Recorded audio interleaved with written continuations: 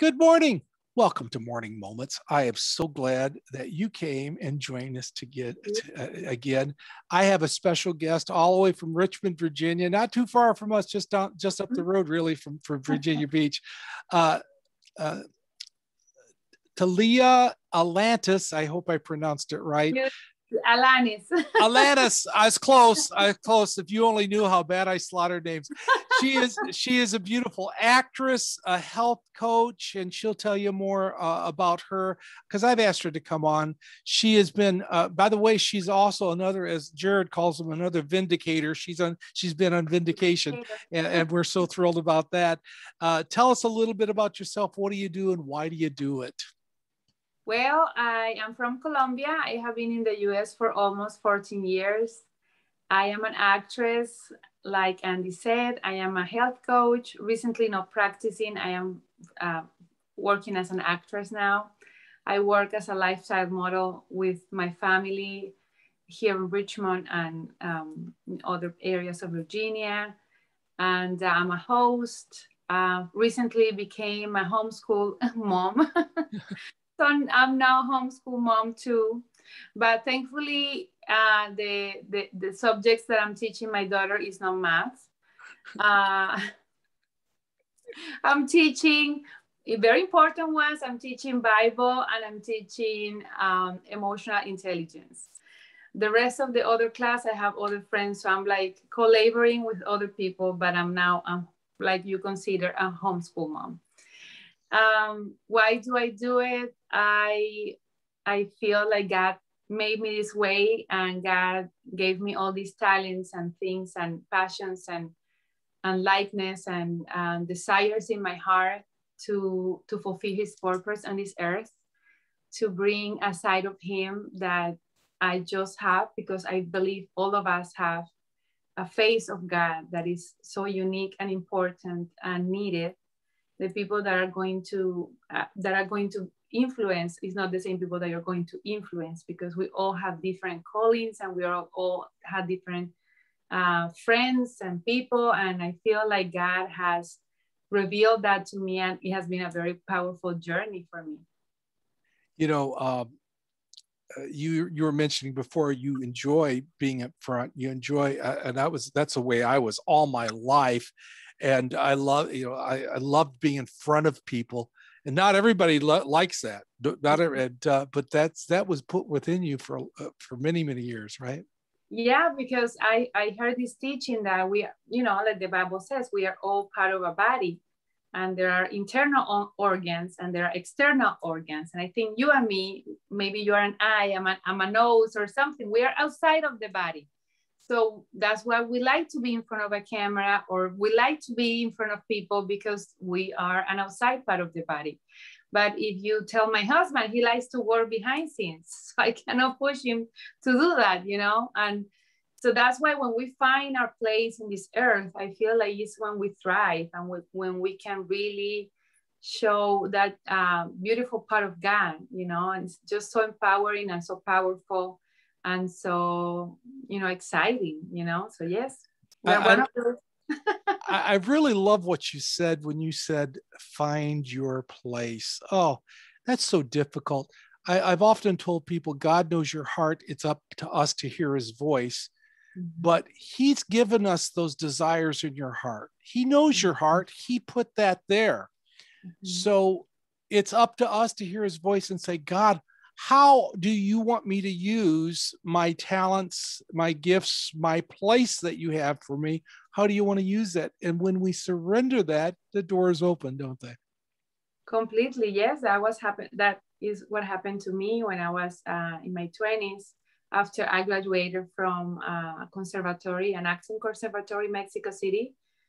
I realized I didn't, I was a Christian and I wasn't part of that world anymore.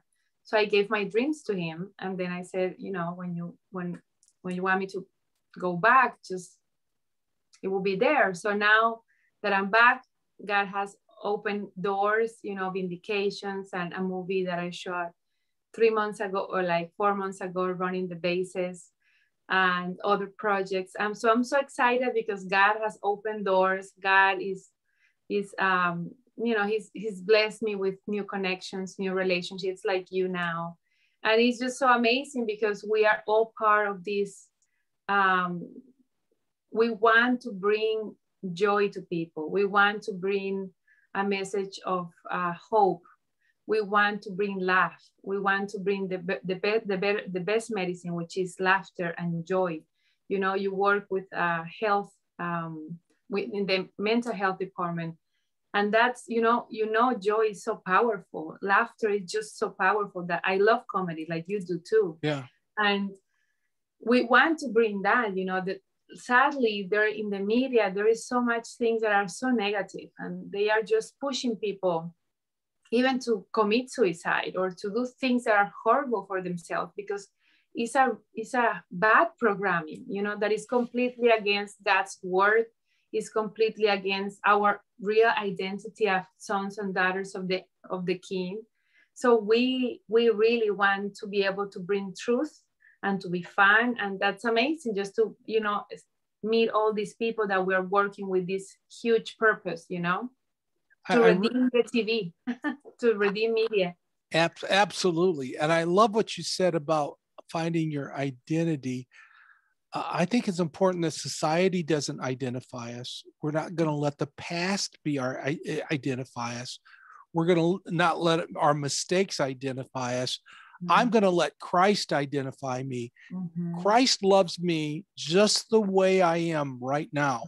Mm-hmm. But he also loves me enough not to let me stay that way.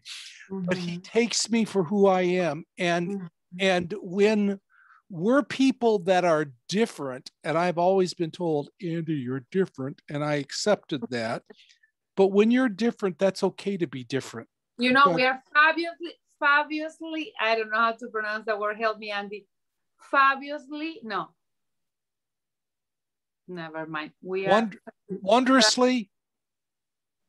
I wanted to say something, but my English didn't let me. Well, I'm English impaired too, but I have no excuse for that. So fabulously perfect. Oh, yes. And in God's eyes, he sees us differently than the world does. Mm-hmm. And I'm so glad that I could be identified by a lot of different things, but I am so glad I'm identified as a child of the King. Mm-hmm. I'm God's kid. I'm a royal priesthood, a holy nation. I am a king's kid. And to be able to be identified as that, I don't care what else you identify me as, I'm one of his children. And for somebody like me who's been raised in church and my father was a pastor, it was a great discovery to know that God doesn't have any grandchildren. He only has children. Yes. And I am not on my dad or my mom's salvation. I am on my own. And my identity is with him. He is my father, and he's my Abba daddy, Abba father, my daddy God. And I'm so glad to be part of the kingdom and to meet the family like you. Exactly. Yeah. Hi, brother. Hi, brother. Is there anything special that you feel that God's been speaking to your heart during these times? Yeah, definitely. One of the things is strive to rest, strive to enter into his rest.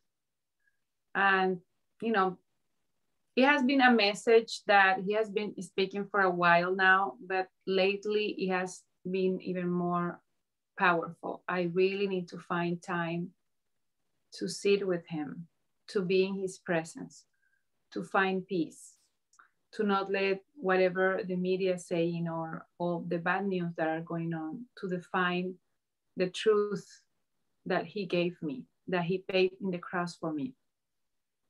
I am now, as a homeschool mom, there are some new challenges.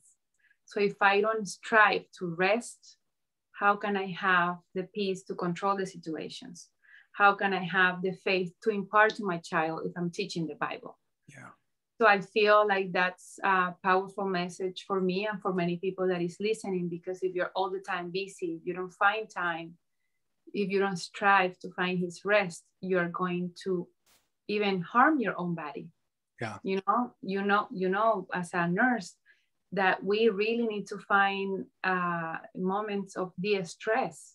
That's why he wants us to strive for rest, because the nervous system comes down, we have peace, we have serenity, everything that we need, and then we can take better decisions, because we are not in this cortisol, and we are not doing all these things out of stress. We are doing it out of trust, out of confidence in him, and we are, you know, just full of him, because we have found the moment to listen to his voice, his still voice, you know, not the loud voice.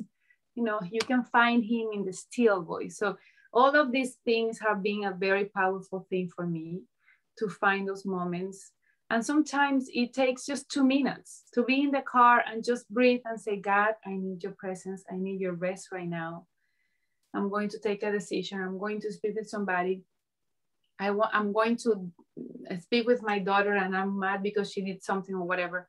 I need your rest so I can have your power. So that has been something that he has, shared with me and just renew my mind about. What a powerful word for us today. Thank you this morning for sharing with us that. I'm going to ask everyone, I'm going to put the information down below in the comment section, like I usually do, that speaks about what your projects you've been on. I cannot wait for Running the Bases to be seen. I've talked to so many people that's been in Running the Bases. I'm looking forward to seeing that. But looking at Running the Bases and all the other films that you're in.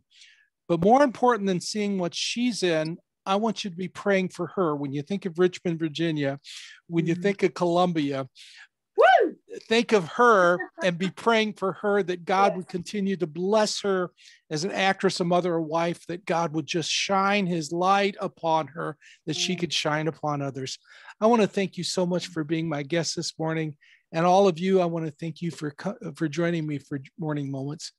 And please keep coming back, and may God richly bless you. Thank you so much. Thank you. Bye.